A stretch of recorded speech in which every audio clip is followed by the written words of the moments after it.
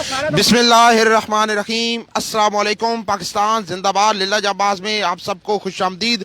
नाज़रीन मोहतरम, इस वक्त आप मौजूद हैं क्रैश के पास लिल्ला तहसील पिंड दादा ज़िला जेहलम में।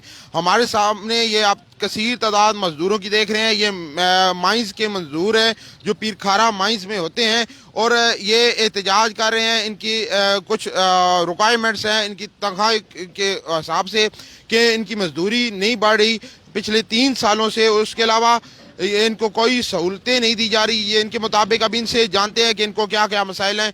जी अस्सलाम वालेकुम। तुसी वारी वारी जड़ जड़ दसना चाहते हो, दसो भाई के तो मसाइल बस। अस्सलाम वालेकुम भाई, 3 साल हो गए मजदूरी करते पे। 160 रुपये टन है, मजदूरी नहीं वधा रहे। मजदूरी तो करा देना, वधाओ तो आदन जिस काम करना करो, या नहीं तो ब्लैक लिस्ट कर देने उस बंदे को।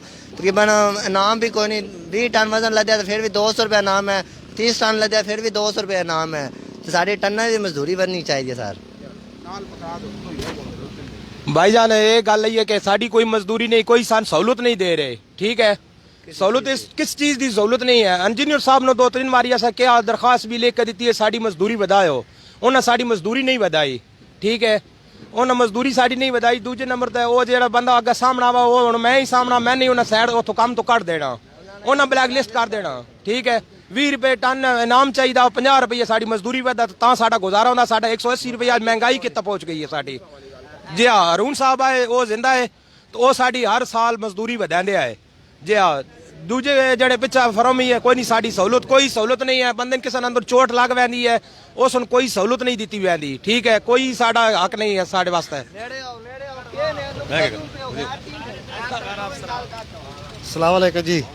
सर जी मजदूरी हरून साहब आ साड़ी 20 रुपये वधी है। रोड़ी वाढे पैंदे आए हो, रोड़ी असी पैंदे आ तो मजदूरी ਹੁਣ नहीं वधा रहे। हरून एरिए च हरून ਜਦੋਂ फौत हो गया उस पे मजदूरी नहीं वध रही। इंजीनियर साहब नहीं वधा रहा, तड़ी पैंदे हैं सर जी।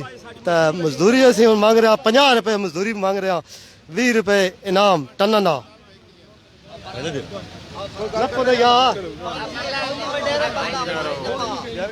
ਅਸੀਂ ਇਹ ਚਾਹੁੰਦੇ ਹਾਂ ਕਿ ਸਾਡੀ ਮਜ਼ਦੂਰੀ ਵਧੇ, ਸਾਡੀ ਮਜ਼ਦੂਰੀ ਵਧਣੀ ਚਾਹੀਦੀ। ਗਰੀਬ ਬੰਦੇ ਆ, ਹੋਰ ਹਾਲ ਸਾਡਾ ਕੋਈ ਨਹੀਂ। पूरे मुल्क में महंगाई वध गई है, आटा चीनी कितने पड़ गया, लेकिन साड़ी मजदूरी नहीं वधी। अस्सलाम वालेकुम। काम सारा मैं नाल खतरनाक है, लेकिन हक दे बारे जेड़ा गल करदा ने आदि ने ब्लैक लिस्ट कर दियो। वट्टा गीटा नहीं देंदे, सारा कुछ जेड़ा आने वेखना चाहिए। नहीं नजर मार रहा है, गल करो फौजी गल करके ओ पीछे हटवा गल। अस्सलाम वालेकुम जी। खुदा दे बंदे हाँ जी, मजदूरी साड़ी नहीं बढ़ती, मजदूरी नहीं बढ़ती पई। मजदूरी हर साल बढ़ती है, 3 साल हो गए मजदूरी बढ़ती ही नहीं। दूसरा गड्डियां ज्यादा ला देनी, कई बार 4 भी हो वैंदे, 2 भी हो वैंदे।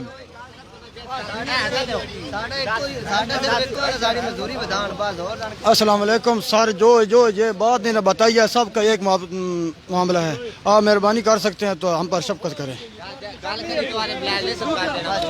जी नाज़रीन काम आप देख रहे थे, ये मजदूर हैं माइंस वाले जो पीरखारा माइंस में काम करते हैं, मजदूरी करते हैं, नमक उठाते हैं।